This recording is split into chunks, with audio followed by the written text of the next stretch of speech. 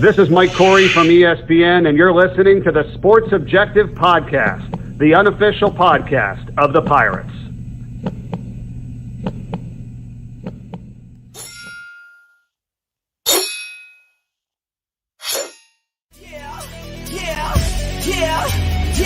My heart is purple and gold. I'm a pirate down to my soul, and I don't back down, not at all. Find out when the cannons explode. From the sidelines down to the post, put it down like not even close. All out to the last whistle blow. From the flag with the soul and crossbones. Everybody stand up, get your hands. Welcome into the Sports Objective. We knew tonight was going to be a big night, and we were having David Glenn on our show. But what a big day, and obviously there's so much to talk about. I don't even know where to begin. How are you, Kyle Barber? What's going on, Dave? Yeah, big day in Pirate Nation. Nice contract extension for Mike Houston. So glad to see that happen, and a lot of other things to talk about too. It's a lot going on right now in college athletics and beyond. And Bubba Rosenbaum, when I read this contract, I knew we have a lawyer on the show tonight, so I gave him some of the contract to look at. It is 27 pages. It's like the size of the Williamston phone book now, where I live. Bubba, how are you, man? Doing well, guys. Really looking forward to diving into a number of topics, and one of those being Mike Houston's new deal. He will now be, locked down through 2026, and as you take a look at it, his pay went from somewhere like 1.4, 1.45 guaranteed to 2.3. Yeah, and I think it's reasonable, and I wanted to bring DG in. David Glenn, how are you, my friend? I'm doing great, Dave. Good to be with you and the guys again.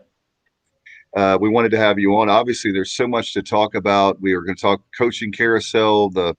I thought about you last week too, about the topic of, I hate that David Glenn doesn't have the North Carolina show anymore because the Hurricanes are very good right now. You have the Hornets look like a playoff team. You always used to talk about that. And of course, our team is doing very well with East Carolina. There's a number of bowl teams. There's Duke that needs a football coach. We'll talk about that, but there's so much to talk about. Wake's playing for the ACC football title. Yeah. The Panthers are not great, but they are interesting, right? Right. App State's having a good year in football. Mike Houston just had a good year at ECU. There is a lot going on, including the coaching carousel, as you said. No doubt. What's your take on for Coach Houston? He gets the contract today. We can talk a little bit about like Bubba said, $2.3 million. When you look at the average coach, DG, it's probably in the $3 million range. So with bonuses, that would put him over. I think, guys, if my memory serves me right, it's well over $3 million. If you, hypothetically speaking, if you were to win everything and all the stuff goes down, it would be well over $3 million. So I'm really happy with the contract. I'm happy with Chancellor Rogers and obviously John Gilbert being the athletic director, and the board of trustees for stepping up and recognizing we have a young talent and Mike Houston. And I'm sorry for Virginia Tech fans, but we're going to keep Mike Houston. Yeah, I think it's a great day for ECU because the reality is you always want to be in a position where other people want your coach. And nobody wanted Scotty Montgomery, right? And nobody wanted, frankly, Mike Houston when he went 4-8 or when he went 3-6 in his second year with the Pirates. But when you show the same trend at ECU that Mike Houston had become famous for at Lenoir-Rhyne, and then at the Citadel, and then at James Madison, 2 or 3 years in each of those three places, it was clear improvement, right? I think his third year at James Madison was not as good as his first two, but overall, clear improvement, national top 25 finishes, national top 2 finishes, top 10 finishes, the national title at JMU at the FCS level. And now you're 7-5 at ECU, and clearly the pendulum is swinging back in the right direction. Of course, other schools are going to inquire. This is a competitive salary, and there's no doubt, guys, just as Lincoln Riley left Oklahoma in part because the nature of the Oklahoma job changed or is about to change with the Sooners joining the SEC, meaning it's harder to win consistently and harder to get college football playoff invitations. Lincoln Riley goes to the Pac-12 where I don't see any reason he can't build a juggernaut at Southern Cal. There's nobody else to be afraid of. There are other good teams, but nobody to be afraid of. Well, guess what? Mike Houston, moving forward, will have a more manageable American Athletic Conference in football than the one he arrived to deal with. Because y'all have seen Cincinnati, and the Bearcats are good, and Houston's good, and those two are leaving the conference soon. We don't know exactly when, but in the coming years. And that means Mike Houston, if he's rational and he's a smart guy, realizes he has an even better chance to win and keep improving on that win total in future years, just as he was able to raise those win totals the last couple of years. Yeah, the one good thing about the American moving forward, I hate to see Houston leave and UCF and Cincinnati because of the I think they did a lot for the profile of the conference, but the TV exposure stays the same. That's not changing for the immediate future through 2031. And if you were already in the conference, incumbent members keep the same amount of TV revenue, $7 million. New members are going to get less. So it shouldn't affect recruiting. We should be able to hold serve in terms of exposure. And coach will, like you said, have an easier path. I don't know where Dave went. Bubba, you need to adjust that graphic. It should be an easier path. Dave's back. It should be an easier path to compete for a conference championship, which I think very realistically, with as young as this football team is, Mike Houston can be playing for an American Conference championship within the next 2 to 3 years. Oh, no question. I think that's a realistic possibility. And if you have ECU baseball going well, and you have, most importantly, ECU football going well, and it is a more manageable conference. So maybe in your bad years, you're not, 2 or 3 wins. Maybe in your bad years, quote unquote, you're still going to a bowl game. And in your best years, you're competing for that conference title and maybe occasionally breaking through and winning one. That's what rallies a fan base. That's what gets people excited about donating or buying season tickets or showing up and filling the seats.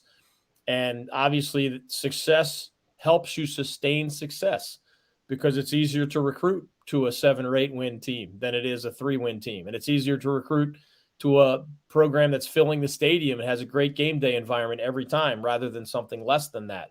So Mike Houston has done through 3 years what he was hired to do. The arrow is pointed back in the right direction. Now he just has to keep building upward.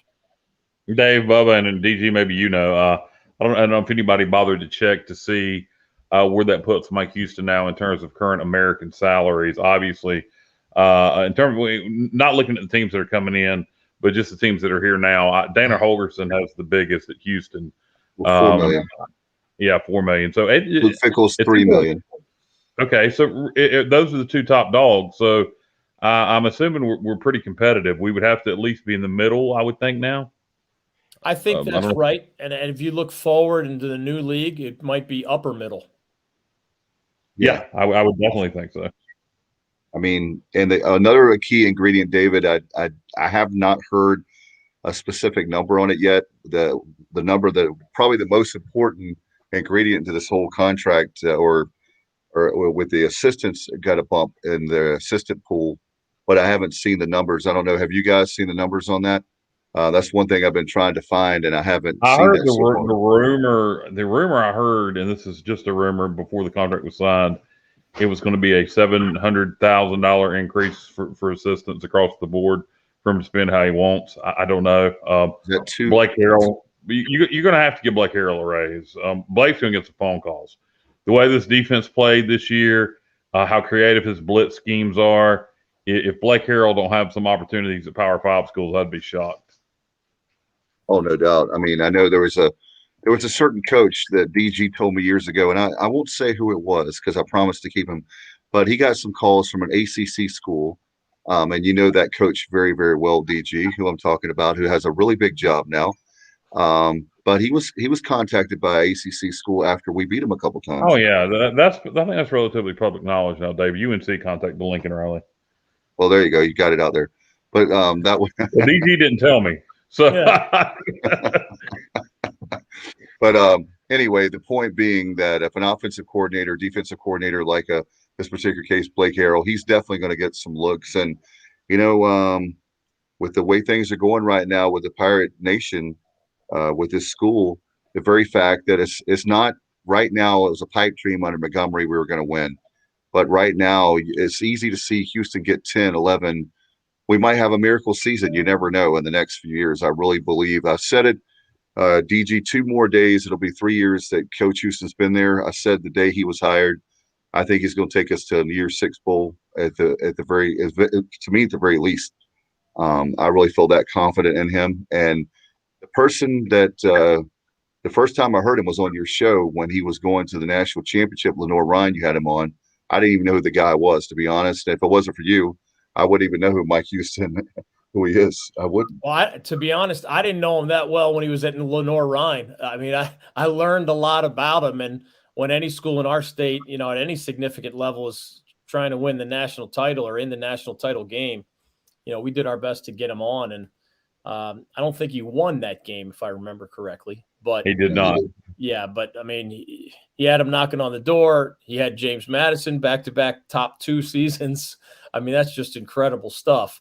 So I share your optimism in Mike Houston, as we discussed probably together back when he was hired.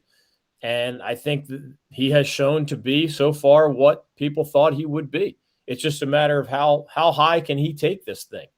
And of course, how long does he stay? Because everybody knows that just because you sign a contract through 2026, that does not mean that you automatically stay through 2026. Just ask Notre Dame about that and Brian Kelly, or Oklahoma about that with Lincoln Riley. All a contract does is outline what you're going to be paid while you're coaching there. What it costs them to fire you in the middle of the contract, and what it costs you if you want to leave in the middle of the contract. Certainly doesn't keep anybody in any city just because there's ink on paper. It just doesn't work that way. I always roll my eyes when the news headline says, this contract keeps coach so-and-so in city so-and-so through year so-and-so. No, it doesn't. It usually doesn't. In fact, it just outlines the nature of the relationship. No, exactly. I mean, literally, he could leave. He could still leave this off season. Yeah, I don't think it'll happen, but he could. Speaking of that, I'll go ahead and start these rumors. Bronco Mendenhall announces today, out of the blue, or seemingly out of the blue, that he's retired. Or no, I shouldn't say retiring. Stepping away from football for a while. I read his statement that he released. It sounds like he's got some potentially maybe some things going on at home he needs to address, and so that kind of answers the question as to why. He said in the statement that the AD and the president both asked him to stay, and it sounds like he needs to focus some attention right now on his wife. What do you make of that, DG? And where do you see UVA going? Well, Bronco Mendenhall is wired in a very unusual way. He is a man of deep, deep faith. He did a great job, of course, at BYU for a decade. I think he averaged about 9 wins a year over a decade at BYU before he took the UVA job. And when he says something, by the way, it is true that this was his decision. That is absolutely true. It's also accurate to say that it's out of the blue, because I've been told that Bronco Mendenhall, prior to the last 24 hours, hadn't told even his assistant coaches. So this is truly out of the blue. Wow. And surprised his own players in what I was told was a very emotional meeting within the last 24 hours. It's too soon for me to know where UVA is going to go, but I know that Bronco Mendenhall, when he says that he actually has an annual mission statement for himself personally. Now, you probably roll your eyes if like 9 out of 10 coaches said that. I'm telling you, believe Bronco when he says that.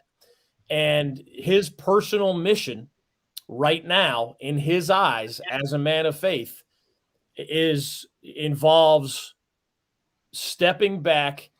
And I don't believe he has family problems per se. I just believe his faith is taking him to a place, and I could actually identify with this a little bit.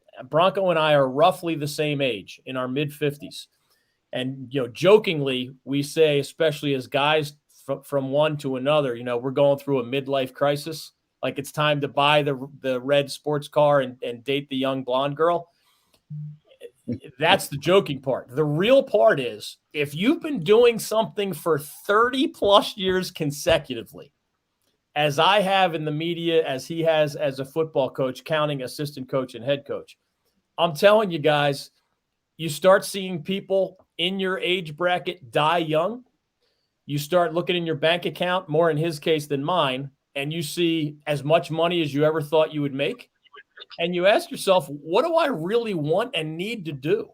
And Bronco just basically said he is not serving his purpose on earth to just burn himself out for another 10 straight years. He has not, as you said, Kyle, he has not closed the door on getting back into coaching, but he is doing the ultimate soul searching, call it midlife crisis or put a different label on it. That is who he is. That is where he is. None of this is an exaggeration. And I know people who are used to sort of the cutthroat nature of college sports might believe that I'm out of my mind for painting it this way. I'm telling you, ask anyone who knows Bronco Mendenhall well. This is what the guy is doing. He is contemplating his purpose on earth, seriously. And he sees it as time better spent with his family after, in his words, 31 straight years of a grind is something worth considering stepping away from. And as somebody personally that I just stepped away after 30 some years of the grind this past year, it has been a beautiful, eye-opening, soul-filling experience to just not be in that grind all the time. PG, I had one thing to mention that thanks to Kyle earlier, we have a group chat that we chat daily and group text. And the one thing that surprisingly this afternoon I read is the two schools that we see that maybe you can help us out because you're ACC guy, that we don't know until Sunday who the Pirates are playing. That was one of the topics. This moves in nicely. Nice seg. So the two schools that we're hearing were Virginia Tech and Virginia because of proximity. And lo and behold, Kyle today, I'm trying to tie all of it together for you. Kyle says that he's coaching. He's even going to coach in the bowl game. Yeah. Yeah. Let's not play. And one for the Gipper. Let's don't play Virginia. Anybody. Let's don't play. Those players do love Bronco. They do. Having said that, do you think it's going to be, my gut will be Virginia Tech, but who do you think on do you know on for certainty, or do you have any idea? I do not know for certainty. I can tell you that when it's a close call, which in this case, obviously they have the exact same record, right? 6-6 overall, 4-4 in conference play. When it's a close call, typically bowl games go with either the better TV matchup or which fan base travels better. And historically, it is not close. Virginia Tech football travels way better than UVA football historically. Now, where does that shake out? I do not know for sure how that's going to shake out. Does the Bronco news change anybody's mindset? Probably not. But the Hokie Nation has a pretty good track record for traveling well. And even in a mediocre year, I think the Hokies would travel better than the Wahoos would after a 6-6 season. You had the fact Virginia Tech with there's a bitter. Now, Virginia's more fun to watch. If anybody in that decision room cares more about the TV matchup than fannies in the seats, Virginia's way more fun to watch. The quarterback is great. Brennan Arm. Of course, we don't know exactly who's playing in all these games, but if all the people eligible to play, the Cavaliers are. Sometimes you want to hide your eyes when the Hokies have the football. They are not a pretty offensive team. The Cavaliers are fun to watch. 2 points on that. One, a lot of bowls picked before the Military Bowl, so I don't know. I did the math the other day in terms of the ACC tiers of who should be picked prior to the 6-6 teams. And there'll be a couple of 6-6 teams that are going to go to bowls before the Military Bowl has a chance to pick. You mentioned about the Hokie fan base typically traveling well. They may already be off the board. Who knows? I do think the Bronco Mendenhall news does make for a great storyline. I mean, who knows? I mean, as you mentioned, typically the Hokies travel much better than the Wahoos, but you would think with it being Broncos' last game, maybe more UVA fans would want to turn out. I don't know. I'd rather play Virginia Tech in this situation. I want to play Boston College. If you put it up to me, I love the matchup with Boston College. I think it would be a good matchup for the Pirates. I think we stand a good chance to win it. But I don't think the Military Bowl is going to pick based on who I think we can beat. And DG, another question I had for you, being that you're in the Triangle area and you cover obviously the ACC, a lot of Pirate Nation. I'm going to put the man on the street question. They want to play UNC. I don't think UNC wants to play ECU. What is your take on that? I think you're probably right. You guys know how that game has gone, and you guys have heard how the fans of both schools describe it, and I think there's some truth to it. So I don't think the Tar Heels would want to go out of their way to play the Pirates. I'm not 100% sure how the Pirates players would feel, but the ECU fans certainly love anytime they get a shot at the Tar Heels. Yeah, they won't play us based on history. The last three times we played them. And something else, as far as North Carolina is concerned, I have not seen anything yet as far as Sam Howell, whether he would play or potentially opt out. Well, that's a question at a lot of places because, you mentioned the possibility of facing BC. Phil Dracovic, when healthy, was viewed as a possible first-round NFL draft pick, the Eagles quarterback. Now, he was hurt, and he did come back from that injury, but I'm not sure how that complicated his draft status. I have not seen him announce a decision about how he's going to handle that situation. But you all know the deal. What was it, about 5 or 6 years ago? Almost nobody skipped bowl games, certainly a decade ago. And then it became so commonplace that, choir boy Christian McCaffrey, now with the Carolina Panthers, decided to make a business decision and skip his bowl game while at Stanford. I think the rule of thumb now is if you're in one of the biggest games, you play. But if you're in just another bowl game and you want to protect your draft status, that's what most of these guys are doing now. DJ, I would advise some of these guys to talk to Chris Johnson because Chris Johnson went from maybe a second-round draft pick to a first-round draft pick and a relatively early first-round draft pick because of his performance in the Hawaii Bowl and then what he did at Combines. But that Hawaii Bowl really put him on the map nationally. And you know what the agents do, and sometimes even the mom or dad does. They'll say, hey, these are some examples where Chris Johnson, and the agents have a long list, these guys improved their status. These other guys got hurt and lost millions of dollars. So, it becomes an individual decision, and you got to kind of play the stock market a little bit. Are you happy with where you would go? What's the nature of your relationship with your coach and your teammates? Are you willing to jeopardize your body one more time? That can even vary by position, right? I mean, Christian McCaffrey said, I'm the dude carrying the ball. I'm the most likely guy, as his NFL injuries have attested. I'm the most likely guy to get hurt because the ball's in my hands all the time. Whereas, at some other positions, the risk of injury is not nearly as high. Bubba, you remember Bubba and Dave too. Do you guys remember back in 2006 before this was a thing and we were playing South Florida in the papajohns.com bowl down in Birmingham, and Andre Allison didn't sit out, but he might as well had. He knew he was going to be drafted, and he played, but he didn't really play. Yeah. Oh, yeah. I remember well. I think a lot of coaches would rather see the guys just opt out than go through the motions. It was that was the Legion Field. Oh my God! Don't get me started on Legion Field. That was the worst. That was the worst venue, considering how legendary status that I've ever seen in my life. And DG, I've told the story before, but it was so bad that they said that neighborhood's so bad that they couldn't deliver pizzas in it because it would get robbed. Wow. So, yeah, the papajohns.com bowl you would think would have pizza there. And then the other memory I have is there was this dude with a card table selling liquor. That was fantastic. I've heard that story. But anyway, it was great to that situation. Coach Holtz got us back to a bowl.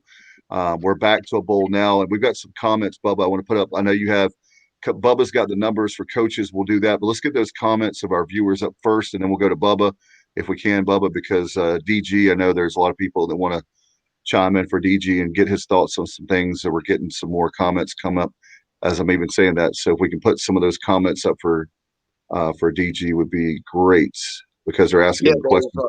Richard Allsbrook was chiming in on Facebook asking about where Mike Houston's new deal stacks up within the American and taking a look at it. This is from an article on SB Nation back in the end of February, so it's 9 months old, but it should give us a pretty good idea. Cincinnati, Luke Fickell, $3.4 million. The salary pool for Coach Fickell's assistants, $3.85 million.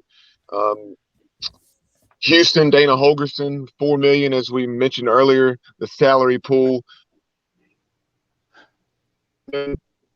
Ryan Silverfield, $1 million. Salary pool, $3 million. Wow. Montalolo, Navy, Bubba's on his million, Commodore salary 64 again. Well, we'll have to come back to you, Bubba. We're having some trouble with your audio. Bubba, get off the Commodore 64. Get on the Apple II. Yeah. We'll come back to you, Bubba. Let's put some comments up here, DG. Elliot Jameson said we want either UNC or Virginia Tech, and he says he would rather see UNC. But he says Virginia Tech snubbed their nose at us, so I'd like to see us beat them too. So that. Yeah, a lot of people are still bitter about totally different challenges, by the way. Two totally different challenges. You know, the Tar Heels, again, we don't know who's going to play. In fact, one of Virginia Tech's best players just entered the transfer portal, their wide receiver who also returns punts, Tavion Robinson. Really, really good player. So it's a little bit of a guessing game, but stylistically, Virginia Tech was really brutal offensively, but at times pretty good defensively. The Tar Heels lean offense much more, but you can put some points up on them most of the time. So stylistically, I mean, like the fan who doesn't care about either the Pirates or the Tar Heels would be way more entertained if it's UNC versus ECU, because I think there's at least the possibility for some fireworks. I think East Carolina, Virginia Tech, the way Houston likes to play football, could be it could be a bit of a slobber knocker. That could be fun. Yeah, I don't mind a low scoring 21-17 type ball game. If that's what you like, that's your matchup. Yeah, Johnny Robertson says Virginia Tech will be out with Trey Turner, Raheem Blackshear. Is that Tavion Robinson, Malachi Thomas, and probably more. That's just on offensive production. So there you go, DG. It's crazy. I mean, that's just the Hokies, and that might bring not it even on, be Virginia Tech, and no excuses. It's hard enough to project these games when you know who is playing. It becomes really hard when you're not sure who's playing. How about that when you're trying to look at film and get prepared for a team, right, DG? I mean, you're Mike Houston.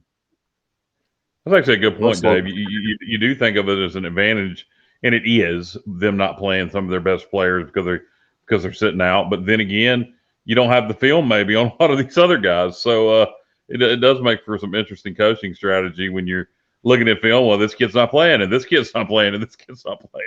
Yeah. So, but you know, if they're good enough athletes, it's probably still a bigger advantage for the Pirates if they don't play. If that's the matchup we get, is with the Hokies.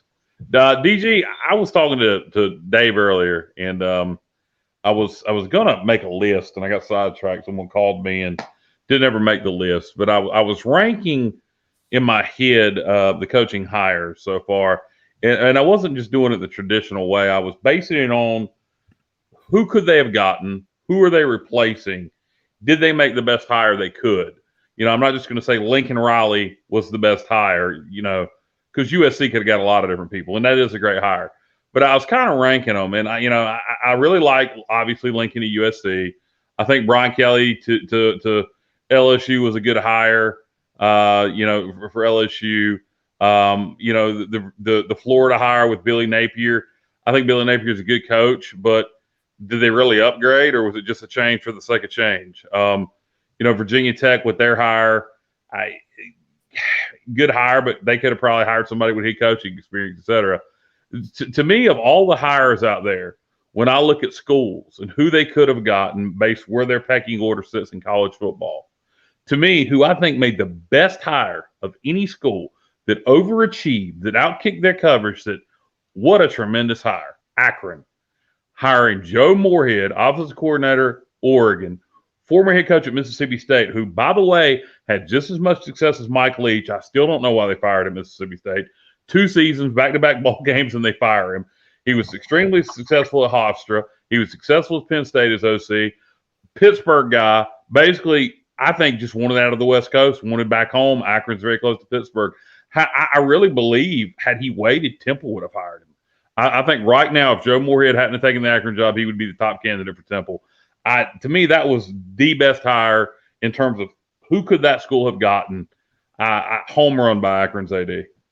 Yeah, it all depends on how you phrase it, because the way you phrased it, I agree with you. I mean, I thought Joe Moorhead obviously did a pretty good job as an SEC head coach and was shown the door anyway at a very difficult place to win consistently.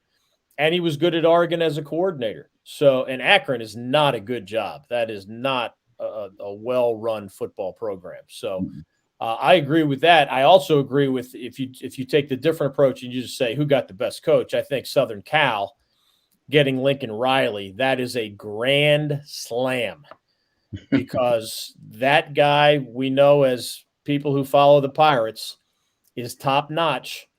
And he can dominate the Pac-12 in a way that Oklahoma was usually the school representing the Big 12 that is about to disappear with all this realignment. This is a huge day for the Trojans, who in my childhood were a really prominent college football team, but then weren't for a while. And obviously they got back to the top of the mountain before Pete Carroll jumped to the NFL with some scandals along the way.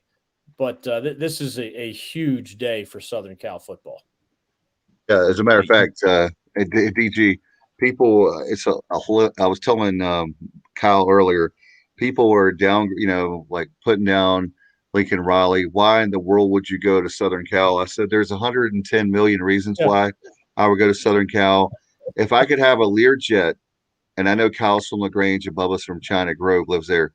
If I have a Learjet that my family can use 24/7, 365, all of a sudden my home here in Williamston becomes a retirement home, when I retire or vacation home when I want to see the family anytime.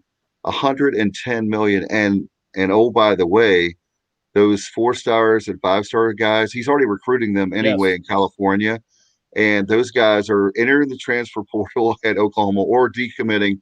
They're going to be with him at Southern Cal. I really think people are foolish to think that that's a bad move for him, when I think that the bottom line, I hate to say it for Oklahoma fans. Dave, where did you hear that at, man? I granted, I don't listen to as much national radio as you do because I really don't care about a lot of people's opinions. But where are you hearing that? I don't know why anybody would think with them going to the SEC. I don't think Oklahoma's recruiting profile is going to change any. It's just going to be harder for them to win. And now Lincoln leaves there. He will dominate the Pac-12 at USC. I mean, I think it will be utter domination. Yeah. You know the 4 questions that coaches ask when they consider their current job and other jobs. Seriously, I'll go through them very quickly. Number 1 is, what are you going to pay me? Show me the money, as they said in the Jerry Maguire movie. That always, always matters. 1B, if you'd like, or number 2, if you prefer, is, can I win there? Can I win there? That matters more than fans think.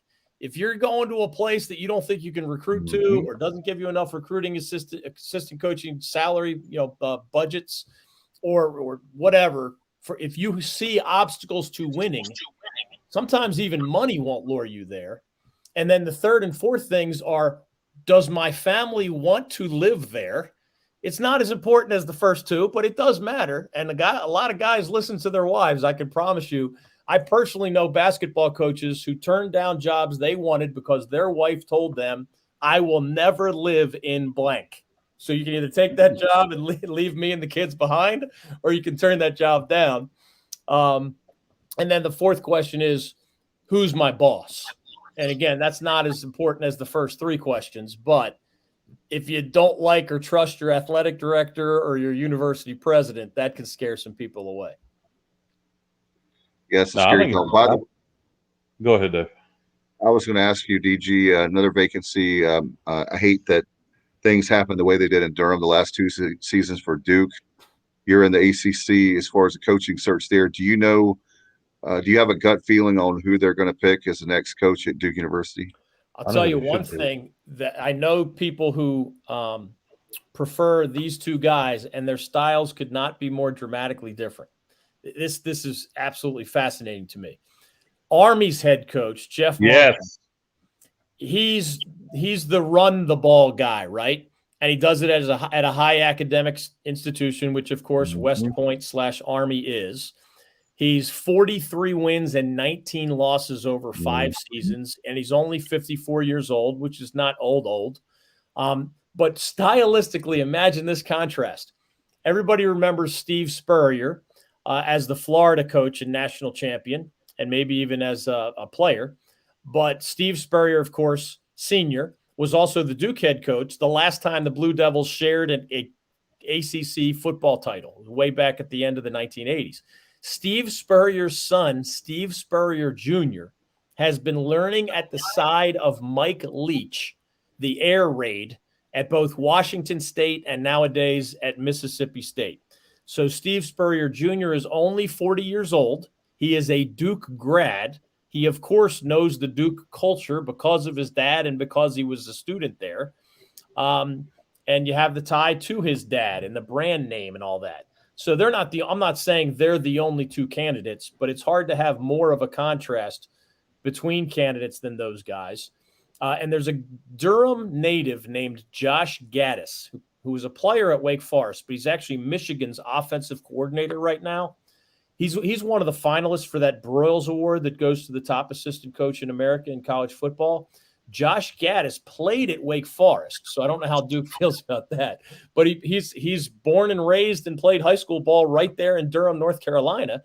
And, of course, if you coached it or played at Wake and coached at Michigan, you know about some academic complications when it comes to recruiting. So those are some names worth following for the Duke job moving forward.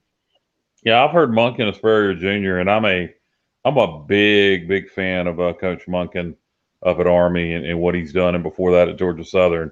I think he's tremendous, and it would not Georgia. So he wasn't ever, was he? I'm confusing myself. I don't think he was ever at Georgia Southern. But anyway, he's done a hell of a job at Army, and that's the direction I'd go if I was Duke. I think that could be long-term sustainable if they can get him. I don't know if he wants to leave Army. By the way, I think you're right. I think you're right, Kyle. He was at Georgia Southern. He was. Okay. And he's making $2 million at Army now, a national brand. You have the Army Navy game every year. One of the things it's a school that has trouble drawing fans in football. I mean, I've been at that Wallace Wade Stadium many a time, and it is usually a ghost town. Let me tell you a funny story. I had David Cutcliffe when he took the job 14 years ago on my radio show. I said, Coach Cut, I saw the Rolling Stones, and I've been to so many Duke football games over the years, and I said it was so easy to go get a drink or use a bathroom because there was nobody there. And I said I go to the Rolling Stones concert with that same mindset, and I was shoulder to shoulder with people in Wallace Wade Stadium. I was like, I've never going to ECU games where Duke played Duke ECU and all kinds of games, preseason, you name it. And I was just laughing. I said, what is it going to take? And he talked about the product on the field. I just hate things turned out the way they did, because here's a guy, as you know, DG, when you were doing your show, that gets all the way to the ACC championship game against Jimbo Fisher in 2013.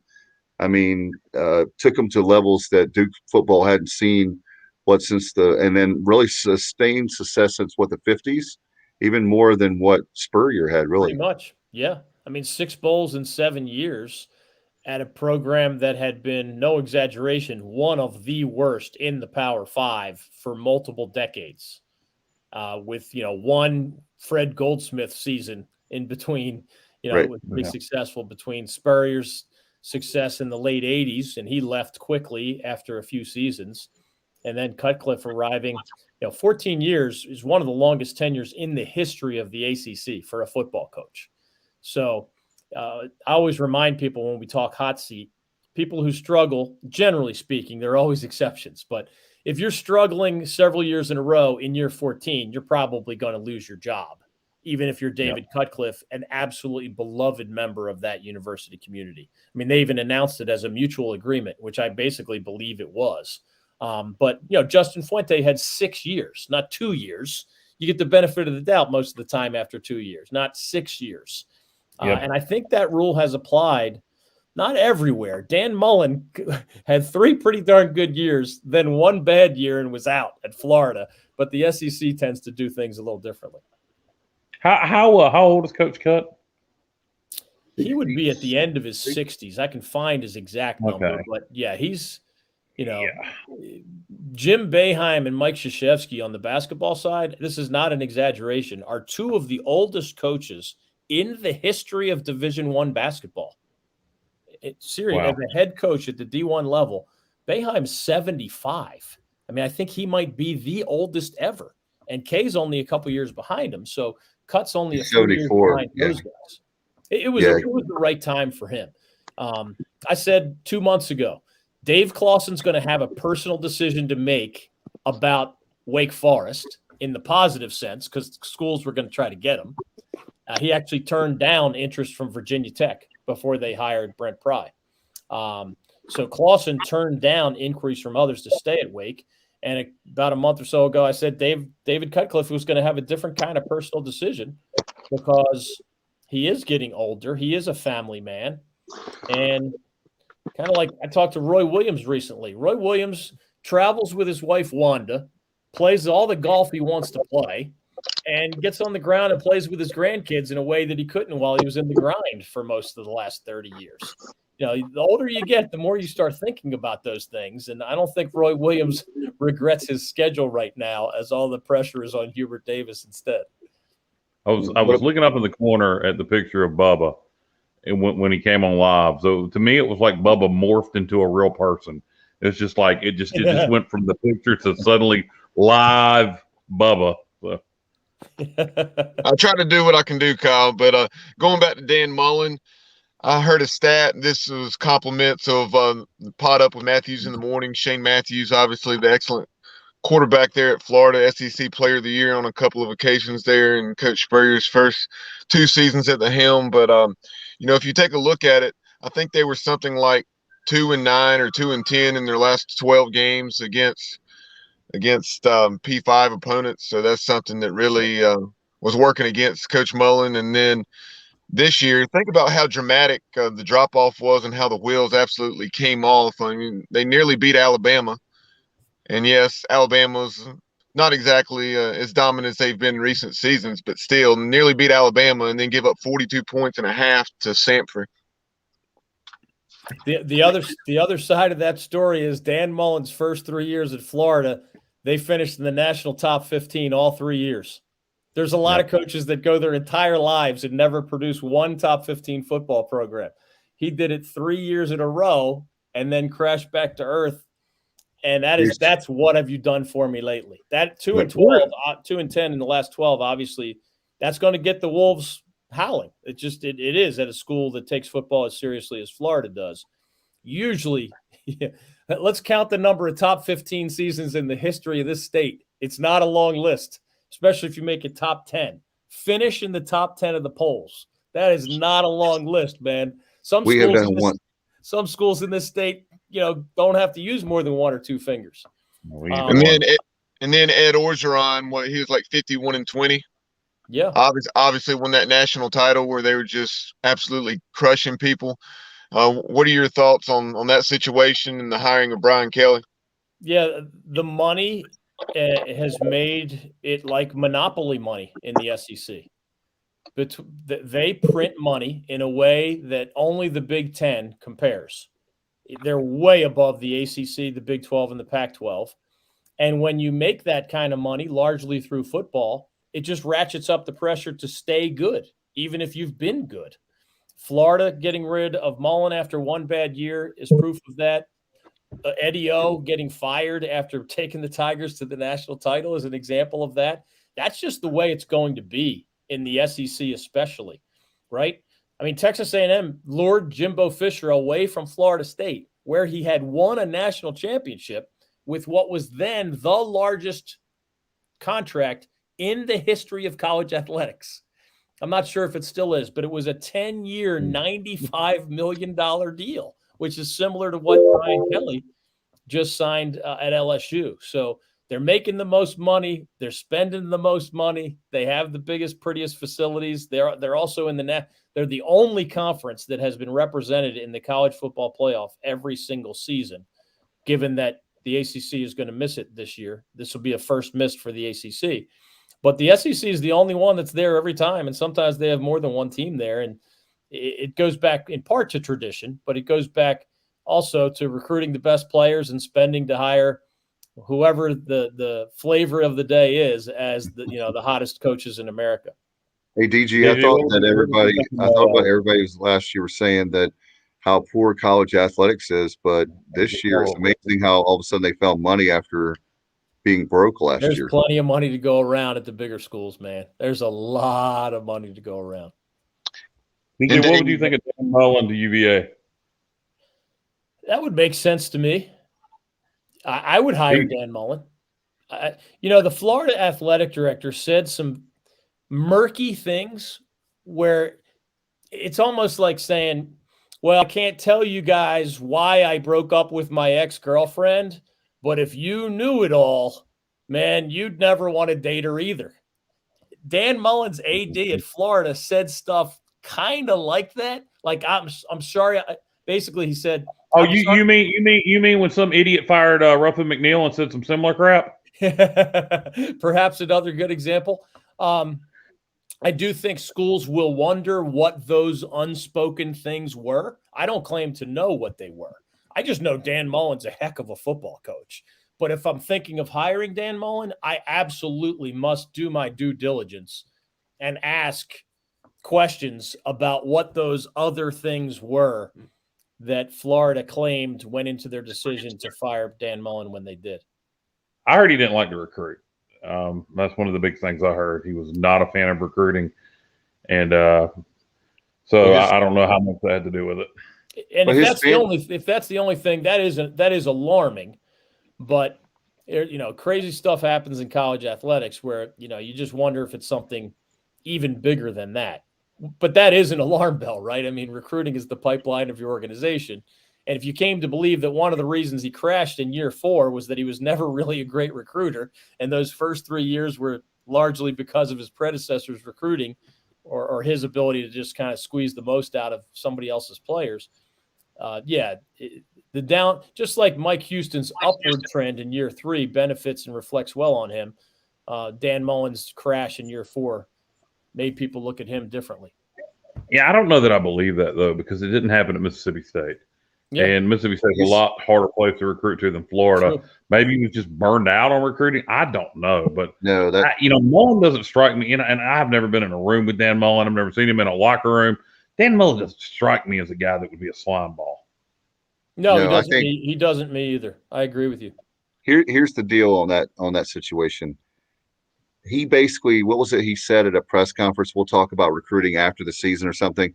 And all of a sudden, everybody said he's not recruiting. I think that he was focused on the game at hand. And I don't think that he dislikes recruiting. If you look at the recruiting classes, I can't remember off the top of my head, but I mean, they were not like 30, 40, or 50. They were way on up there. So I don't understand how people could say there might be coaches that don't like recruiting, but they still have good recruiting classes. But I don't think the recruiting was the issue. I think at some point, somehow, I think it's apparent that he lost the locker room because they were not playing. The talent that's at Florida to be struggling at some of the teams, including Samford, is disgusting. So I don't think it's a matter of he didn't. Well, I don't know Dan Mullen, but I think that all started because of one comment he made at a press conference, and that's a It's an shame. unforgiving league. It is just a deep, talented, intense, rabid fan bases, big money, unforgiving league. I think only Vanderbilt is a truly bad football program in that entire conference. And that league is about to get tougher, right? With Texas and Oklahoma on the way. So there are just no weak sisters. There's nobody to beat up on every year the way they're at times, for long stretches of ACC history, depending on how far you go back. Duke had long stretches where it was horrible. Wake had long stretches where it was horrible. Prior to George Welsh, UVA had long stretches where it was horrible.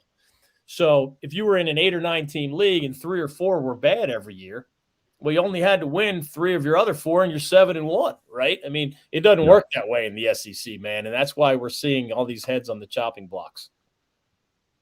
DG, go ahead, Bubba. A couple things, as far as the Florida situation, Shane Matthews, he had served this year as a color analyst on the radio network for at least several games and watches that program, obviously, with a lot of attention to detail and so forth.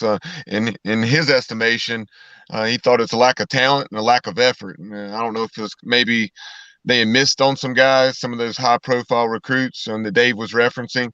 And then also going back to the contract situation, you knew that Brian Kelly and then also Lincoln Riley were going to get the numbers they did after Mel Tucker had that deal for 10 years and $95 million.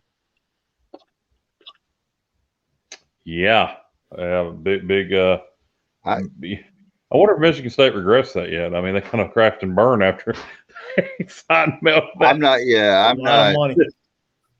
That's the one that's a head scratcher for me. Not that he's not talented, and I know he's a good coach, but the other 2 coaches you get, they're proven commodities. And with Tucker, it's like, okay, we like you, but he could be a flash in the pan. Like yeah, I think they overreacted to his name coming up for LSU. I think that was a big overreaction on Michigan State's part. DG, I don't know if you want to comment on that, but if you did or didn't, but I had another question for you. And lay it on me. It's kind of a question that's near and dear to all Group of 5 fans right now. Is Cincinnati going to make the playoffs? I think if they blow out Houston, and as long as I don't even think they have to blow out Houston. I think as long as they beat Houston and Georgia beats Alabama, they're safe. I agree with your assessment, the way you just put it, because obviously Georgia would be in. And then we're not even sure what Michigan's going to do, but let's assume Michigan wins the big title game. The Wolverines would be in. Alabama with 2 losses, even if it's a close loss to Georgia, they're not going to get to, in my opinion, they would not get at 11-2 the nod over your hypothetical 13-0 AAC champion Cincinnati Bearcats. So Cincinnati in that scenario could be a 3 seed. Maybe Oklahoma State would leapfrog somebody if they, take care of Baylor, which is a top 10 team. But yeah, I think the scenario if Georgia beats Alabama would be some combination of Georgia, Michigan, Cincinnati, Oklahoma State, and Notre Dame and those other teams just have too many things that need to happen for them to. It's possible, but I think it's unlikely, and I just don't think this. We've never had a 2-loss team in the college football playoff, and I don't think we're going to have one this year either. What about Alabama winning? But what about if Alabama does? Alabama winning a close game is going to result in Alabama making it and Georgia making it too. There's no doubt in my mind. Then you got to see, does Michigan win? The Wolverines are only in, of course, if they win their conference title game. And then the nerve-wracking scenario is Alabama beats Georgia. They both get in. Michigan wins. The Wolverines are in. And then Oklahoma State thumps Baylor. That's the scenario that I guess potentially leaves Cincinnati out, but I think that's the only scenario where it's even a possibility, and I'm not sure even that would do it. Yeah, I think it would have to be Oklahoma State thumping Baylor and Cincinnati struggling mightily with Houston. Yes. And that's a lot of things that would have to happen to leave the Bearcats out. We just listed a whole bunch. how fun would it be if Cincy can move up to 3, Georgia beats Alabama, and you get Cincy, Michigan in the 2-3 matchup? Can Cincinnati out Ohio State, and beat Michigan? That would be fun to watch, man. I think there's a lot of people. I'll put it this way. I never felt that some of those other group of 5 teams that were undefeated, I never felt that their resumes deserved to be in the top 4. Now, would I like a different format that would allow those teams in? Yes, I would like a bigger playoff. But they didn't have on their resumes what Cincinnati has with that win against Notre Dame. Beating a team on its home field by double digits that is currently ranked number 6.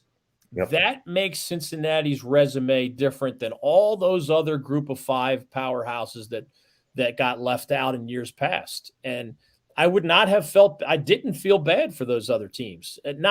I should say this. I felt bad for them that the format didn't allow more than 4 teams in. But I did not believe their resume was worthy of a top 4. This Cincinnati team's resume is worthy of the top 4. DG, would you, if for some reason the hypothetical comes up where Cincinnati is left out, you're a lawyer, can you sue the CFP? Yeah. You can sue, but you won't win.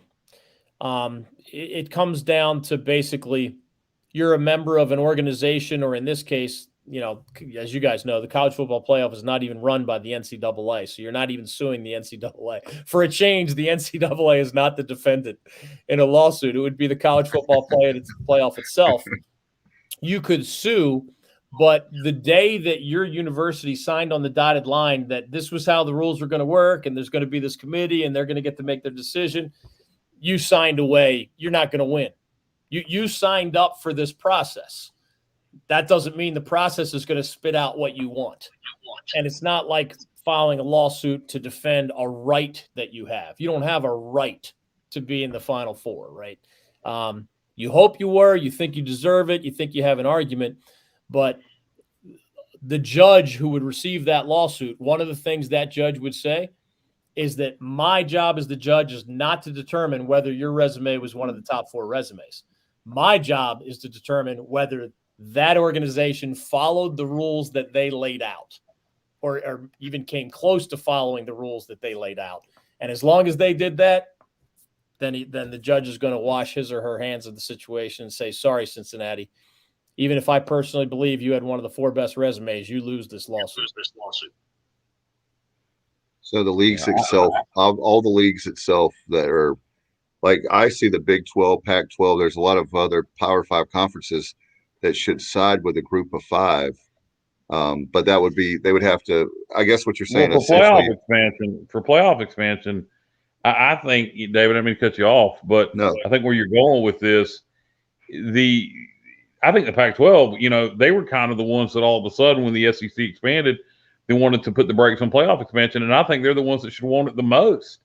It doesn't make any sense to me. If you expand it to 12 playoff teams, and you have your 5 so-called Power 5 champions automatically in, then you have one group of 5 champion in, that's 6, and you get 6 at-larges. It gives everybody in the group of 5 a shot. It's going to guarantee the Pac-12 and the ACC champion is going to be in every year, and then you're going to have 6 at-larges. Now, maybe the SEC does get 2 more of those at-larges, but still, it's going to guarantee the Pac-12 a playoff spot. It's going to guarantee the ACC a playoff spot, which they ain't going to get this year. So why those conferences wouldn't be in favor of expanding to 12 along with the group of 5 conferences is beyond me. I think there's more agreement to grow maybe even all the way to 12 than there is agreement on how the rules would work. Just one quick example of that. So in other words, Kyle, I don't think the Pac-12 or those other leagues object to growing the playoff. I think they object to the way the SEC wants to grow the playoff.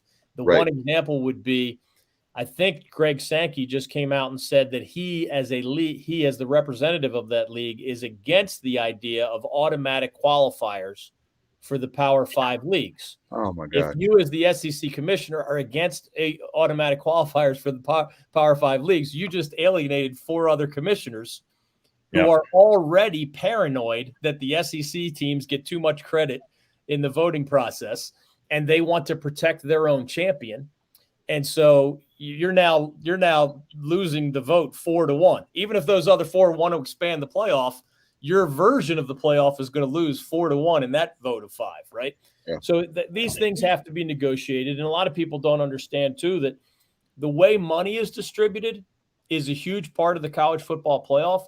It surprises a lot of people to learn that, believe it or not, your academic performance as a program translates into how much of that big pot of gold trickles back to your school. So if you have a new format for a playoff, you got to renegotiate how the money is split, how much of it is based on academics, how much extra money that second team from a certain conference gets, how much money do the first 12 teams get, how much more money do you get with each round that you win a game. All of those things are up for debate in a new system, and the SEC has a different view of that than I think most of the other leagues do. ADG is kind of like you being a lawyer. The analogy I use, I'm sorry, I was just gonna make a quick point and then jump to you, Kyle. The analogy I use for Sankey is kind of like with the Supreme Court, packing the Supreme Court. They want to put as many judges as they can, and this particular case, they want to put like 7 or 8 SEC schools. Sorry, Greg Sankey, that's not the way life works. Even though you might be the most. When everybody rolled their eyes at that thing called the Alliance, I half rolled my eyes with them, because the Alliance that was announced among the Pac-12, the Big Ten, and the ACC, it has no teeth. It has no contract. It's not even it's not even a handshake agreement. It's truly like a concept.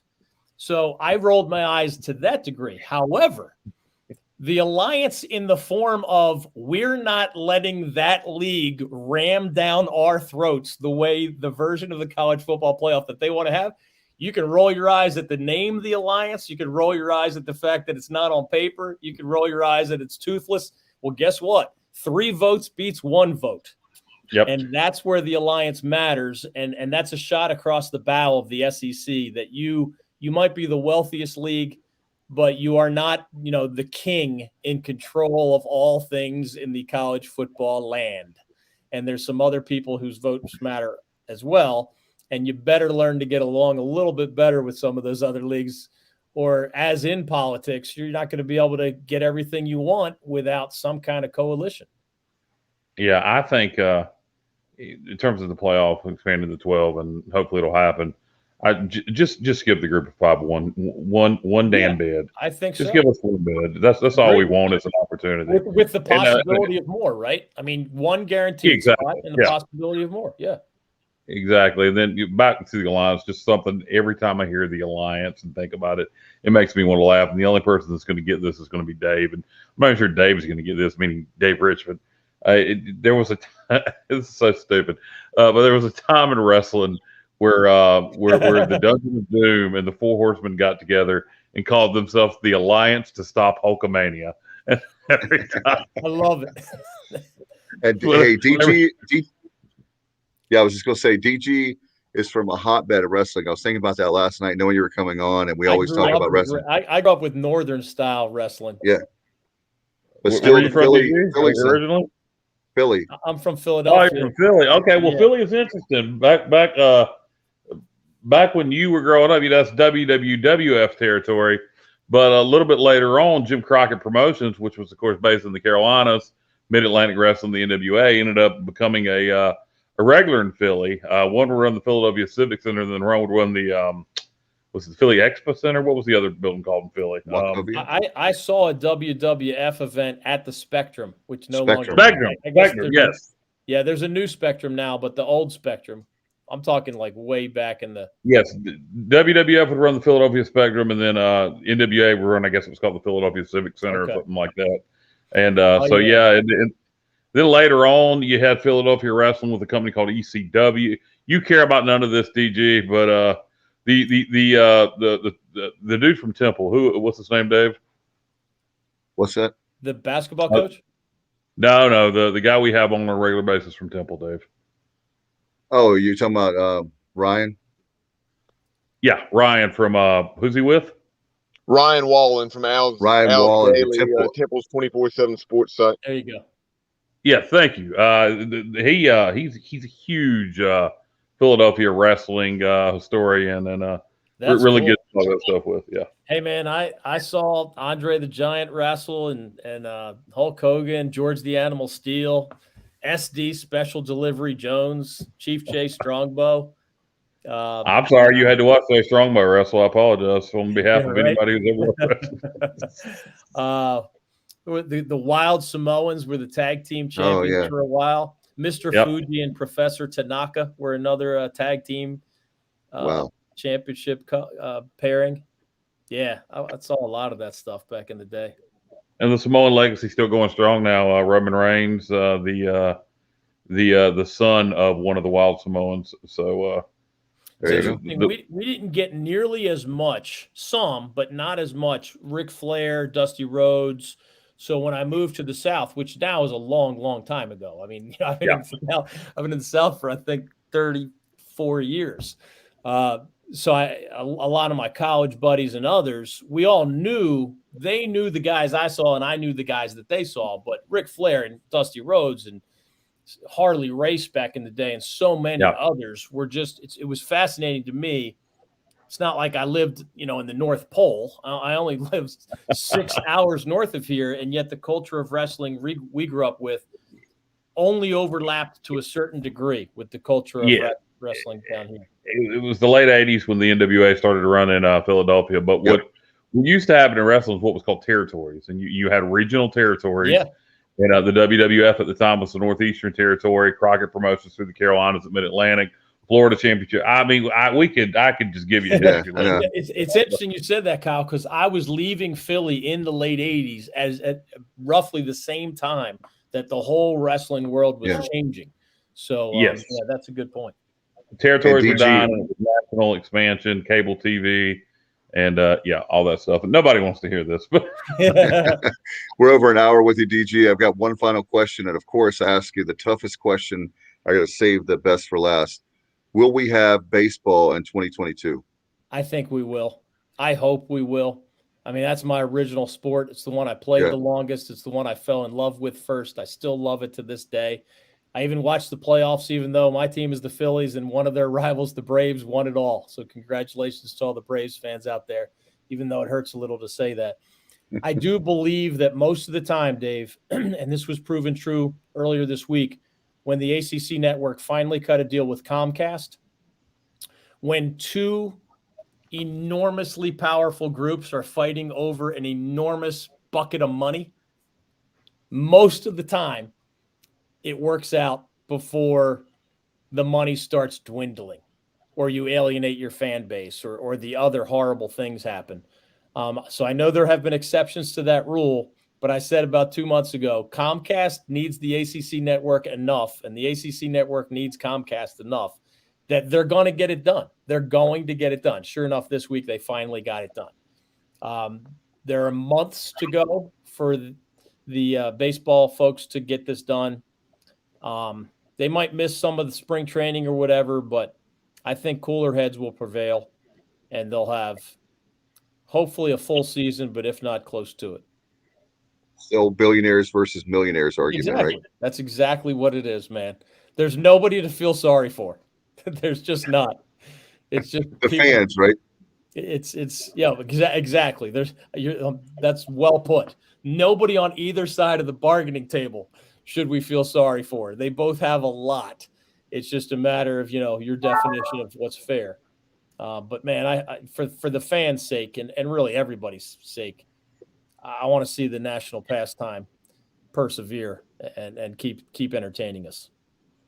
And how can people follow your work, my friend? You've been generous with your time over an hour. Appreciate it. Love every single time you come on, and the viewerships and the listeners that we get, because people miss you on the David Glenn Show. So how can people follow your work? And hopefully at some point you'll come on and give us breaking news that we have a new DG show that we can. Well, thank you, Dave. You're always kind. How's this for funny? Soon after my visit with you all tonight, trying to remember what day this is. The National Sports Media Association, which has named me the Sportscaster of the Year here in North Carolina a couple times. Up there, they have national seminars at their upcoming event. So there's this play-by-play seminar and this other seminar. Guess who's hosting the sports radio national seminar? Me, in Winston-Salem later this month. So it's just funny that I'm not currently a sports radio host, but I'm giving the national seminar on the topic. And I'm also collecting my 2019 award later this month because the previous opportunity to collect it was canceled by COVID. So anyway, anybody who happens to, it is open to the public, that event. So I hope to see some folks in Winston-Salem. But in terms of where to find me, the best place to go is either davidglenshow.com, which has some information on what I'm doing these days, or on Twitter at David Glenn Show, where I still tweet about all sorts of things and retweet things that are of interest to people who care about sports in the state of North Carolina, especially. Well, I hope we probably won't have you on before the holidays, so wish you a Merry Christmas, Happy New Year. Thank you, and man. we'll definitely have you back for basketball, certainly. And as the conference races get up, we'll talk ACC and some hoops next year. Sounds good, Dave. Good to be with y'all. Take care. All right. Thanks, man. Appreciate you. Good night. Glad as always to have DG on. It means a lot to have him on. We appreciate all that he does for us here on the show. And guys, hard to believe March makes 4 years we've been doing the show. So DG's been on with us since the spring of 2018. He's made regular visits, so appreciate him very much. Guys, very happy for the time we have left. Maybe we can go over a little depth of the contract if you guys want to. Very excited to have Coach Houston. At least we have him under contract. So they got that done today, being Thursday. Very happy about it. What do you guys think? Yeah, it needed to be done and give some a pay raise. It's one of those things like DG said, it really doesn't mean a whole lot in terms of keeping him long term, but it shows that he's appreciated, gives him a raise that, makes the salary more competitive in the American. And, he's happy here. What it does is it makes him not want to jump for the first job that's right. offered. And, I'm sure if he keeps having success here at some point, the right job will come up and then he's gone. We won't be able to afford, whoever makes him the big offer, but glad to have him under contract. There was some interesting bonuses in the contract. $50,000 bonus for making a bowl game. That surprised me a little bit because you figure hopefully we'll be doing that pretty regularly. So that's a nice, he can almost count on that bonus, 6 and 6, and he'll get it. I believe it was $75,000 for a New Year's Six bowl. So surprised me a little bit. $50,000 for a bowl game, only a $25,000 bump for a New Year's Six bowl. The $75,000 for the New Year's Six bowl really didn't surprise me. $50,000 for any bowl game kind of did. Don't have a problem with it. Just surprising. Go ahead, Bubba. We had Richard Allsbrook chiming in on Facebook once again, saying, "Do we get an indoor practice facility?" Richard, you may have already watched it, but if not, I urge you to go to our YouTube channel and check out the comments from John Gilbert. It was after Mike Houston had addressed the media. That last 10 to 12 minutes or so, John Gilbert was asked a variety of questions from the media, and one of the things that he addressed was, and Kyle, you were referencing this earlier as well, and just talking about going,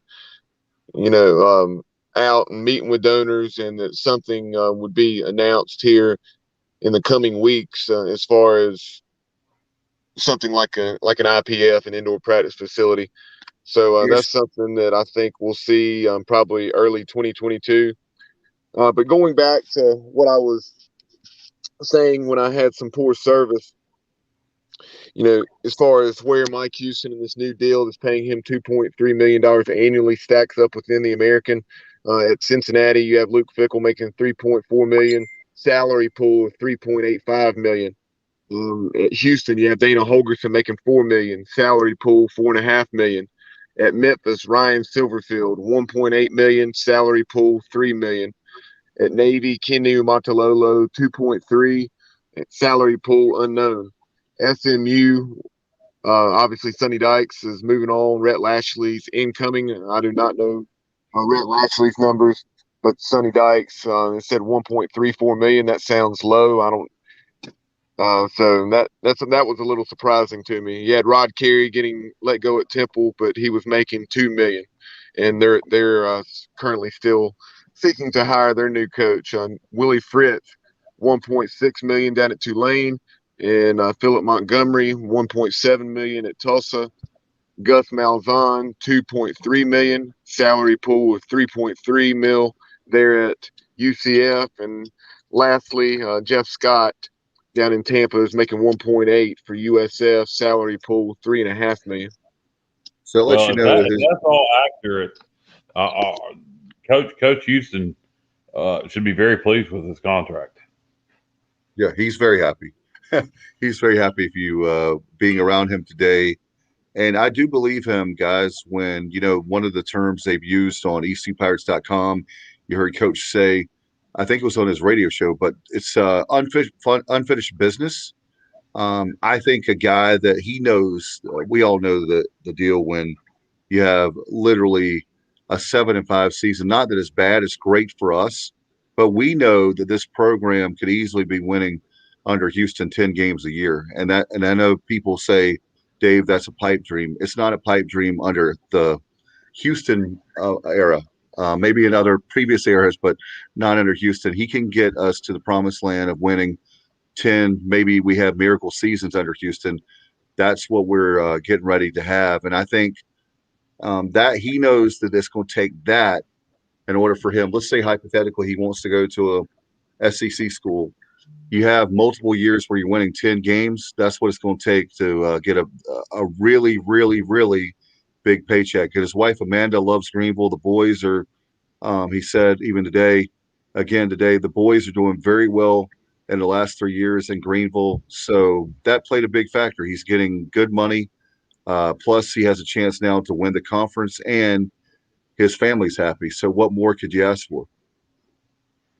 Yeah, no doubt. And I'm still a little surprised that some of those, like Ryan Silverfield and Sonny Dykes, I don't believe that Sonny Dykes contract is accurate. But that's good for Coach Houston. Yeah, that's one thing with SMU, like you're saying, Kyle, that even though they don't draw well, they have plenty of money. And I have a hard time believing that he was only making $1.34 million. That sounds like a base salary without anything else. Exactly. And that could very well be the case because a lot of times you don't even see the numbers for them in Tulane and, the private schools. Private schools, yep.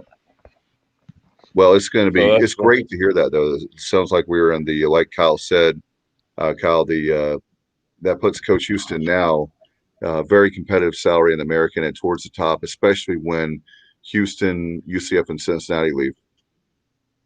Yeah, I mean, if I'm not mistaken, I'm sure people are going to get raises this year, and I forget what the UTSA coach is making. He's making a lot of money. I forget what they're paying him. It was either $2 or $3 million with his new contract. But I believe, if I'm not mistaken, over the teams that are going to be left, I believe that puts him and Coach Niumatalolo as the two highest paid coaches in the American. Yeah, I think there's a reason why they got to that number. I think I think you're spot on, Kyle. I think that's exactly what Houston, I think, in other words, that's what keeps Houston here for at least another year or two is that money. And then, like I said, the win totals are not what he wants. And he talked about that. He said that today. If that was the best that he could do with this program, then he would have taken another job. And Kyle, the numbers for Jeff Traylor, the UTSA coach, who led that program to a top 25 ranking. Either they did get beat pretty soundly by North Texas here recently. They're 11-1, playing for a conference championship, and he's done a heck of a job. That goes without saying. But Jeff Traylor signed a deal, 10 years, or at least an extension onto whatever he currently had. But he's under contract there at UTSA through 2031. $28 million, so $2.8 million per. Okay, so he'll be the highest paid coach. So yeah, his deal is half a mil more than what Coach Houston is now. Yeah, and with incentives. And Bubba, Kyle, help me out. I think with incentives, wouldn't that put us up? Coach Houston could make another even $500,000, even without the college football playoff stuff. Yeah. Yeah. I mean, we mentioned some of those earlier. I haven't gone through and totaled it up. The most he can make, I think, I want to say it came out to about $3.5 million, but 3.5, 3.6, somewhere in there, if I'm not mistaken. I think I saw maybe Stephen Igo, Hoist the Colors, if someone had provided that. But just to break down once again very quickly, 1.4 million is base salary, and that was a $900,000 jump from 500 to 1.4. 900,000 for radio, TV, Pirate Club obligations. The Pirate Club Armada circuit that we will hopefully have in the spring of 2022. You had the retention bonus. It was an excellent day-to-day for Coach Houston. In addition to his long-term deal, you had a $125,000 retention bonus that today was that magical date of December 2nd, 2021. I'm sure it was a nice night all around in the Houston household. But steak, shrimp, peanut butter pie, maybe a little something else. Yeah, definitely plenty of funds to go around. Not that there weren't already, but even more so for steak, shrimp, and peanut butter pie for everybody. Yeah, I might ask Coach Houston for a loan. Yeah. Hey, Coach, can I have $20? Yeah, I'm very happy for him. And, guys, one of the questions that, we were talking about today, but I was happy to hear, we've been hearing in January that there would be an announcement as far as the indoor practice facility. Judging by what John Gilbert said today, I'm not quite so sure. I think what it's going to take for him is to see the amount of interest that people are going to put up. In other words, what I mean by that is he said he was going to talk to the donors. Pirate Nation, you want that indoor practice facility? Then call. Pay off Town Bank Tower. What's that? Then pay off Town Bank Tower. Yeah, all the millionaires and billionaires we have in our fan base, call right now and tell them that you want to pay off Town Bank Tower, and we'll name it after you. We love you, Town Bank Tower, but we can work that out. Just give 252-737-4540 or ecpirateclub.com is on our screen right now. I'm doing that for our listeners. But seriously, guys, that's what it comes down to is they're going to be announcing some kind of capital campaign. I'm hoping they'll be ambitious and say, okay, Pirate Nation, this is what we're going to do, and this is what the plan we have moving forward. And they said they were going to make an announcement. We were hearing rumors, our sources, in January after a bowl win or a bowl game. So we're in our bowl game now. It's December, and good chances we have a good chance to win the bowl game. 8 wins if we win our bowl, going into the non-conference. Well, just the home schedule we have next year. Yeah. With season ticket sales should be going up. Biggest thing we need to do, in my personal opinion,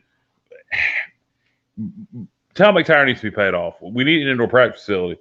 But to me, it's kind of putting the cart before the horse. We get Pirate Club numbers up.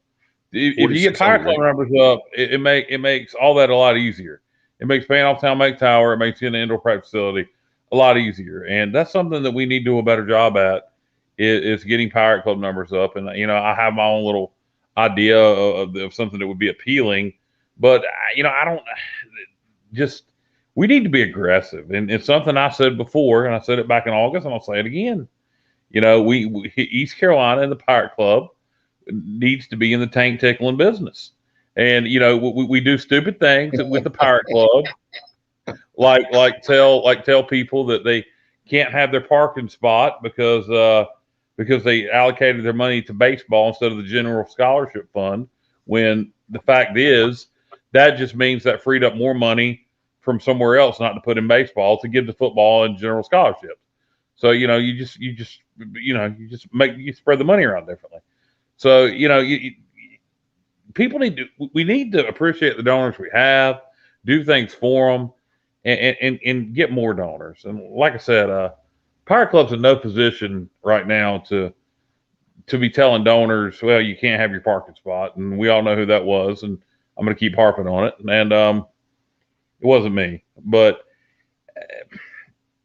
we grow Pirate Club, and that's the biggest thing right now. And thankfully to some of the more wealthy Pirate Club members, I'm sure had a lot to do with getting Coach Houston this new contract. So I appreciate that to the ones that contributed, and I appreciate the board of trustees. How about the board of trustees getting this approved and signing it? We had a previous board of trustees that said all we could afford was a Pinto. We couldn't get Cadillac for a head coach. By the way, shameless plug, but Bubba, next week, programming note, we have one of the fans of the Sports Objective who, oh, by the way, is the chair of the board of trustees, and that is Scott Shook. He's coming on a program again, and I want to thank him because not only has he become a fan of the show, but he's actually one that's been very transparent, and you can tell that he really cares about Pirate Nation. So not because he's a fan of the show, but I appreciate the fact that he'll come on, and he's going to be with us as the next Tuesday, Bubba. I'm speaking out of turn, but I know it's going to be definitely next week. I believe it's Tuesday, but we'll definitely have that, and we appreciate him coming on. So we'll find out more. Is that right, Bubba? Thursday night, 8 p.m. Next Thursday. I'm sorry. I knew it was I couldn't remember if it was Tuesday or Thursday. So next Thursday night. So a week from now, we'll have Scott Shook right here on this program. We'll have a lot of questions. I'll tell you what, I know for a fact that he wants an indoor practice facility. We need to go ahead and declare it, put it out there, folks. There's nothing to hide. There's no secrets. Everybody knows that we need one. And you know what? If it takes a million years to raise 20, 25 million, whatever it takes, so be it. But if you don't put it out there, it's like an idea. If you don't put it out there, it's not going to happen. So we need to go ahead and put it out there, make an announcement, especially think about this, guys. There's the euphoria of a bowl game. And then, oh my goodness, if we beat an ACC opponent at the first bowl since 2014, now is the time to make the announcement, put it out there. Let's have a huge, we love to party, right? We're Pirates. We'll have a big party that we're going to make an announcement, get the band there, the whole 9 yards, and have an announcement. We're going to break ground in 23 or 22, whenever. But let's go ahead and have that.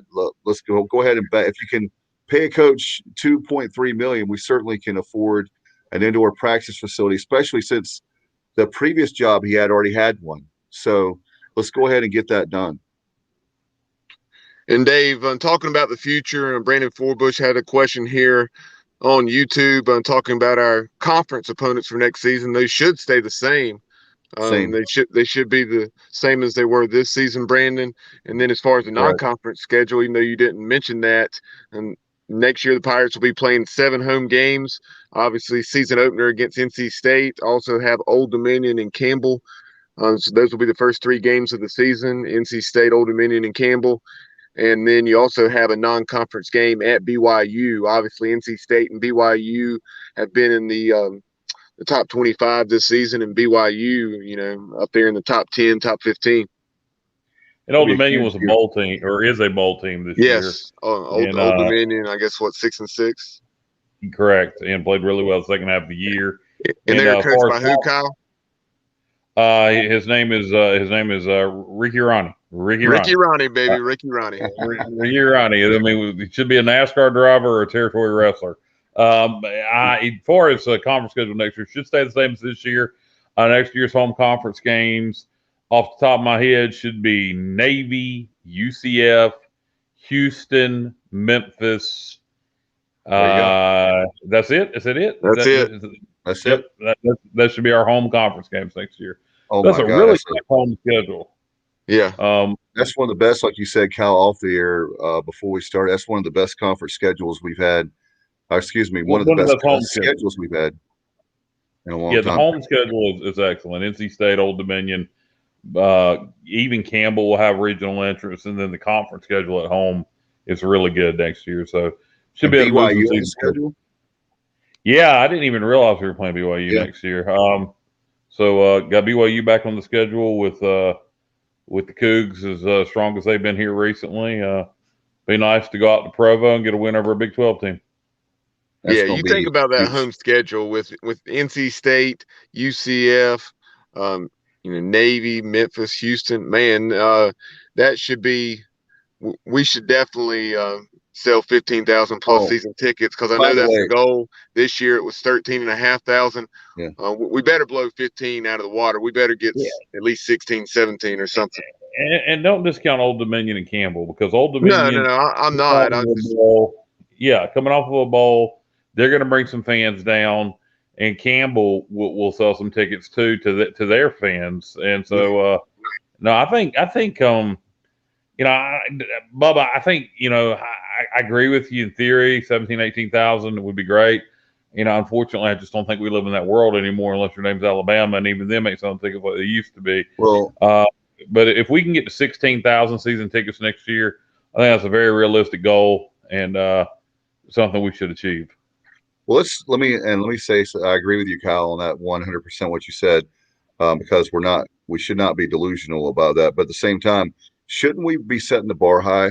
I mean, I'm not saying the likes of when we had with Skip Holtz and early Ruff McNeil of 24. What was the watermark, guys? 24,000. Yeah, I'm not 20, saying 23 and a half. Yeah, pushing I'm 24. not saying anything. Yeah, I'm not saying anything like that. But I mean, to me, I would be, if it were me, I'd be saying 18,000, because it's Well, I like mean, anything you else. can say whatever you want. I mean, you market it, you market the hell out of it. I mean, to me, it's all about marketing, getting it out there, and letting people know the home schedule we have. And another thing I would not do, and I'm going to caution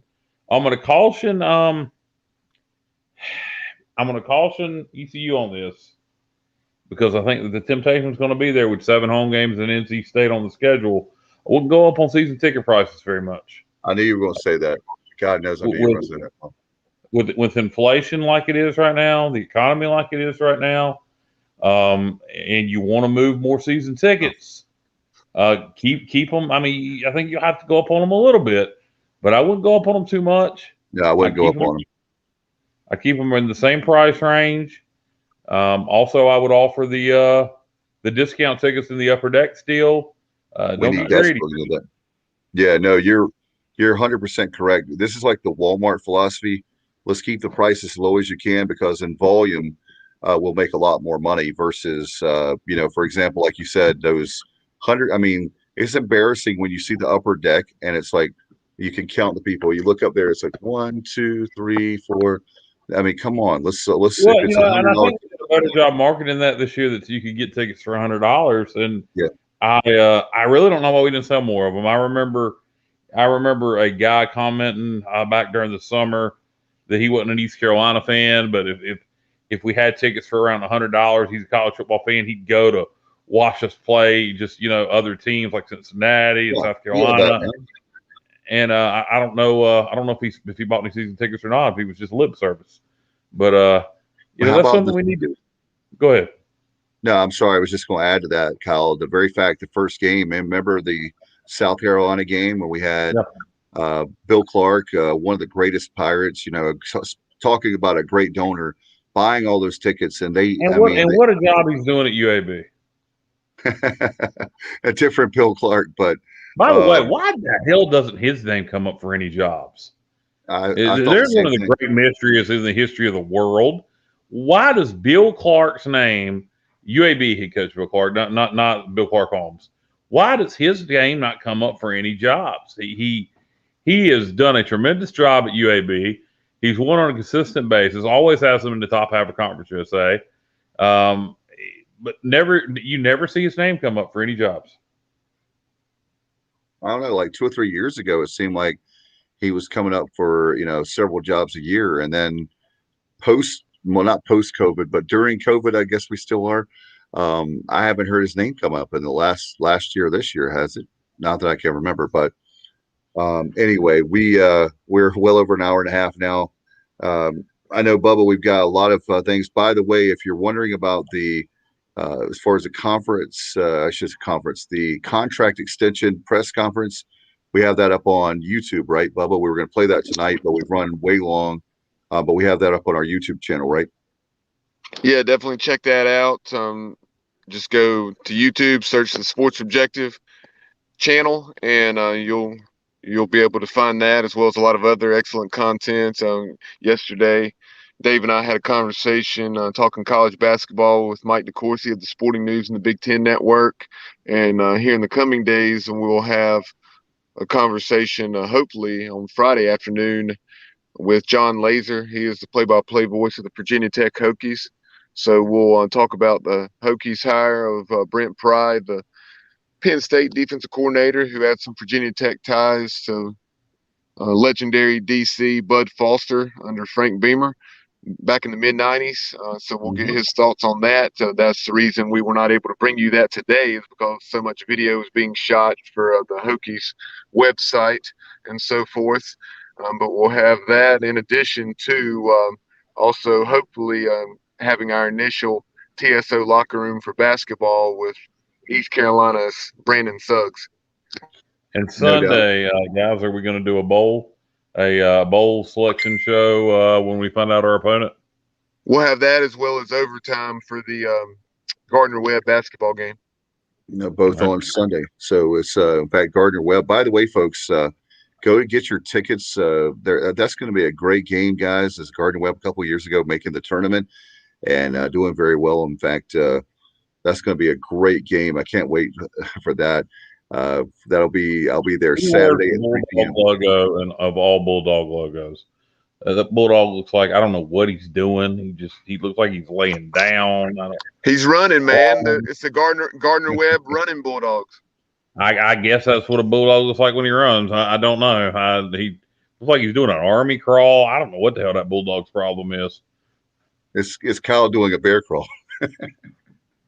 Bear crawl. More like a pencil roll. I think he's thinking of me. I think he's thinking of me eating a bear claw. A pencil roll. How about that? I would much rather. I'd do much better eating a bear claw than I would doing a pencil roll. Oh my gosh. Anyway, do you guys have anything before we go? Speaking of ordering tickets, Dave, make sure you get your tickets for the Military Bowl, December 27th, 2:30, Navy Marine Corps Stadium. We sold over 1,000 in the first 24 to 36 hours. We'll try to get you an updated number on that. But I know the last bowl, I do not know that number in 2014, January 2nd or whatever of 2015 down in Birmingham. But the previous year, I heard the number we had sold through East Carolina for the Beef O'Brady's Bowl in 2013 against Ohio was between 8,000 and 8,500. Wow. So it shows you where the program's gone since then. And that was, I think, our 7th bowl in 8 years. So, for some folks, yes, that's a great destination, but we've been going year after year. So now, after not having gone in 7 years and so starved for success, on Pirate Nation, it's time to, kind of put up or shut up and find a way to get to Annapolis, Maryland, if at all possible. And hopefully we can. I know people will buy tickets to other sources as well, but definitely I'm buying through ECU if at all possible, and we'll get that financial kickback, I think, up to $250,000. No doubt about it. We get all the money for that, right, Bubba? All the ticket sales we get up to 250,000. I know we had already eclipsed 100,000 in ticket sales as far as $100,000, and 200 up to 250,000. Beyond 250,000, if I heard John Gilbert correctly, it goes to the bowl game. So what do you do? I have not purchased my tickets yet. I have my hotel reserved. I know at the Military Bowl website, you can just go pick where you want to sit, the exact seat of the tickets that they have available. With ECU, do you just request the area you want to sit in, and then based on priority points, you get that seat? The Pirate Club priority, I believe that deadline, I may be mistaken, but I'm pretty sure it is December the 11th. So you have just over a week and 8 or 9 more days to meet that deadline to get your request in. And then, yes, based on priority, you'll see where you are able to land tickets. Yeah, see, and that's where the problem lies, because, I know someone right now who bought them at club level. They just went in and bought club level seats. I mean, for $250 a pop, because they could go ahead and do that through other places. And I think that's kind of, I don't know, that needs to be adjusted a little bit. I understand priority points and all that mess, but I think it would be a lot better to go to a system where you first come, first serve. As long as you're a Pilot Club member, you get to choose your seats and go from there. I think that would keep people from going to other places to buy their tickets. Definitely couldn't hurt, right? For sure. No doubt about it. We're very excited. We're going to have a lot of coverage. And guys, I was thinking about this earlier today at the contract extension press conference. Nice to be talking about football, and we're still talking about the current year with one more game to go, playing football in December. I want to give a shout out to our good friend and contributor of the show, Terry Gallagher, and I were talking this afternoon, and really he's so tickled, and I'm so happy for him and many other former players that saw the program, like go to the worst place I think it's ever been, in my opinion, in the history of the sport, going all the way back to 1932 to the present time, where we have a bowl and we have a chance to still win 8 games. Is really awesome. Dave, are we going to have the pleasure of seeing Terry up in Annapolis? He has some family issues right now. Not him personally. If it was just him personally, he would sure be there, and I'm not going to discuss that. It's not a bad thing, but he is a caregiver, and so he and his wife are. So that situation, that'll be more like I hate to say a cliche of a game time decision, but that'll be more of a situation like that. So we'll see how that all plays out. Hopefully he can, and I'm in the same boat. Some of us in Pirate Nation can't get the day off, so it's been a Monday. I wish I could get the day off. I'm hoping that I mean, here I am on a show that we cover the Pirates, and I'm having trouble with that. So hopefully, hey, let Dave off. If any of the bosses are watching, let Dave off, or else.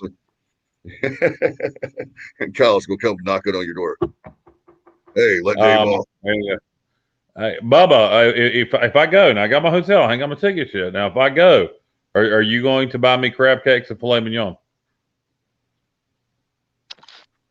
We'll definitely figure something out. All right. Somebody say McDonald's. It looks like the drive-through dollar menu for you, Kyle. Yeah. Sounds good. All right, guys. We should know, by the way, fans, of those that don't know, we should know something definitely by Sunday who we're playing. We'll have the bowl show. We're going to have the overtime, as we talked about. We got a lot of great shows in between. And don't forget, next Thursday night, right here, we're going to have the chair of the EC Board of Trustees, our fan of the show, friend of the show, Scott Shook will be with us. Can't wait for that and much more. Guys, you ready to put this podcast to bed? Yeah, I think it's time for it to go night. All right. Well, good night, Kyle. I will say good night, John Boy. You and I both love the Waltons. Hey, did you watch the new Waltons Homecoming special on the CW Sunday night? I did not. I missed it. It's horrible. I mean, Okay. I wouldn't say horrible, but when you compare it to the original Waltons cast, it was very disappointing. That's one of my favorite shows as a kid growing up. I love that show. Like Little House on the Prairie is another one. Bubba, you have anything before we go? Nope. All right. I love a man of many words, Bubba Rosenbaum. All right. I want to thank DG, David Glenn, formerly of the David Glenn Show, and he's done, of course, a great job with ACCsports.com. And certainly a contributor from time to time with Athletic. We appreciate him dropping by. Thanks to all the viewers, listeners, and we appreciate you. We'll see you again tomorrow right here on the Sports Objective. Good night, everybody, and go Pirates.